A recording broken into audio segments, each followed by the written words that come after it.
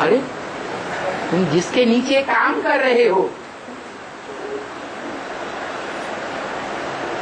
जिसके नीचे काम कर रहे हो, वो भ्रष्ट बुद्धि है या श्रेष्ठ बुद्धि है? देवता है या देवता से भी ऊंचा कोई भगवान है? किसके अंडर में, किसके डंडे के नीचे काम कर रहे हो? हा? अरे किसके डंडे के नीचे? हा? भ्रष्ट बुद्धियों के डंडे के नीचे काम कर रहे हो या श्रेष्ठ के नीचे काम कर रहे हो? सब भ्रष्ट है। इसलिए बोला प्रजातंत्र राज्य है बेकायदे राज्य। प्रजा के ऊपर प्रजा का राज्य मनुष्यों का बनाया हुआ राज्य है,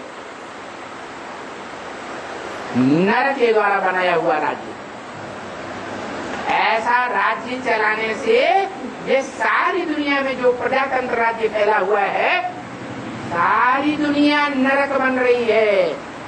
नरक नहीं, रौरव नरक बनने वाली है।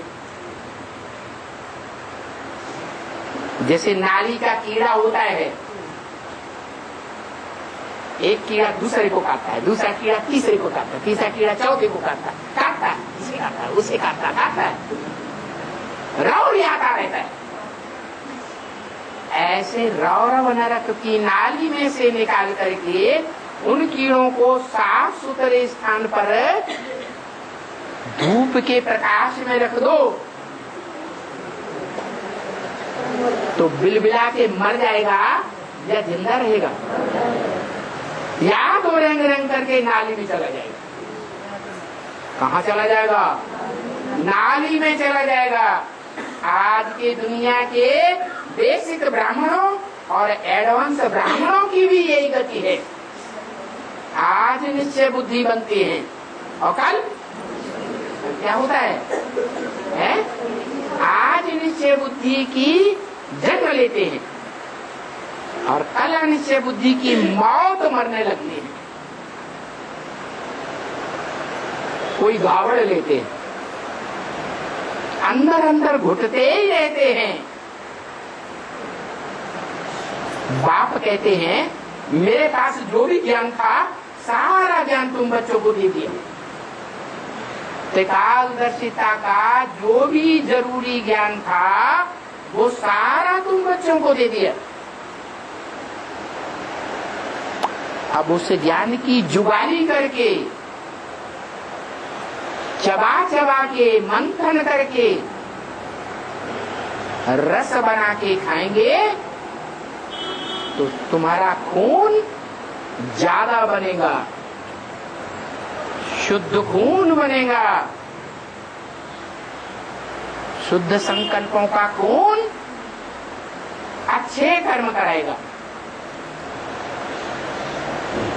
लेकिन नहीं, बोल दिया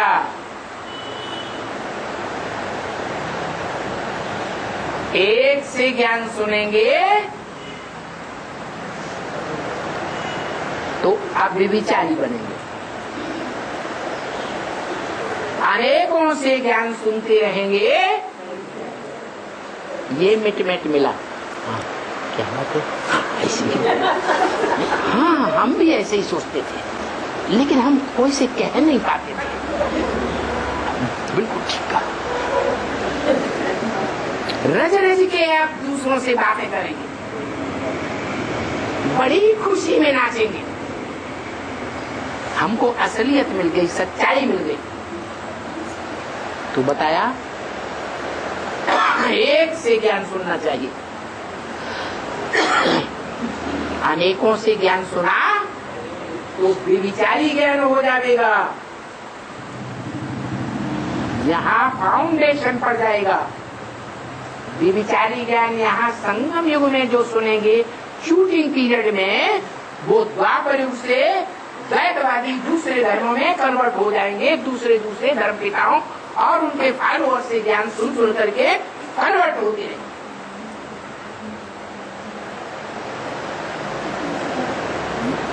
और उसमें भी खास व्यास भारत के शास्त्रों में तो मान्यता है, ज्ञान सुनना, ज्ञान सुनाना अच्छी बात है, लेकिन सदगुरु निंदा सुनिए न काना। क्या? जिसको हमने पहचान लिया कि यही एक शख्सियत है, यही एक व्यक्तित्व पर्सनालिटी है इस दुनिया में, जो हमारा सुप्रीम बाप भी है, सुप्रीम टीचर भी है और सदगुरु के रूप में सारे संसार की प्रैक्टिकल में सदगति करने का निमित्त भी बनेगा। कैसी गति? सत गति। सदगति क्या होती है? ये पेन ऊपर चला जाए तो सदगति। सत माने ऊंची गति, और नीचे चला गया गड्ढे में दुर्गति। वो चाहे संकल्पों से हो, चाहे वाचा से हो, ऐसी वाचा चले जो सदगुरु को पहचान करके सदगुरु की निंदा करे, दूसरों को निंदा सुनाए और उनकी भी दुर्गति करे। क्यों? सदगुरु की निंदा कोई सुनेंगे, भारतवासी आत्मा होगी तो सुनी सुनाई बातों से दुर्गति में आएगी जरूर। इसलिए शास्त्रों में लिखा है, सदगुरु निंदा सुनिए न काना, कान से भी नहीं सुननी है। माने एक कान से सुन भी लिया, दूसरे कान से निकाल। कोई मुसलमानों की तरह कान बंद करने की बात नहीं है। क्या? सुनी है सुनी कर दो, डोंट बी हियर। और सुनने के बाद उसका सवाल जवाब भी नहीं करना है। क्या? वाद विवाद भी नहीं करना है। वाद विवाद भी करेंगे तो भी श्रीमत की अवहेलना है। शास्त्रार्थ करना ही नहीं है। इस मुरली में ये कहा, उस मुरली में ये कहा, उस मुरली में ये कहा, अव्यक्तवाणी में ये कहा, ज्ञानापत्र पत्रिका में ये कहा, परदादी ने ऐसा कहा वैसा कहा, दादी ने ऐसा कहा वैसा कहा। नहीं, कुछ भी ग्लानि नहीं सुनना। न दादी, न परदादी, न कोई दीदी, न कोई दादा है, न ब्रह्मा बाबा। न ब्रह्मा को 100% फॉलो करने वाली ओम राधे मम्मा।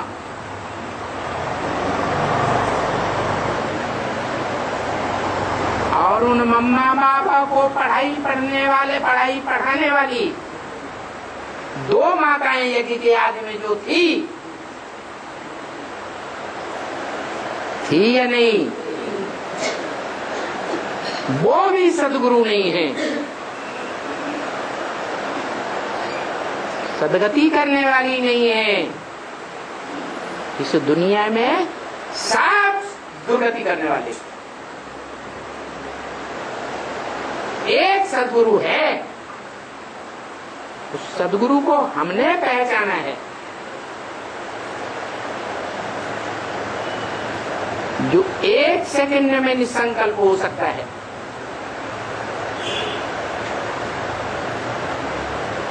कैसी भी विकराल स्थितियां परिस्थितियां हों,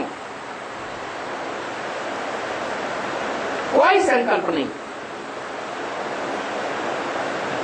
एक शिव बाबा है, दूसरा नहीं।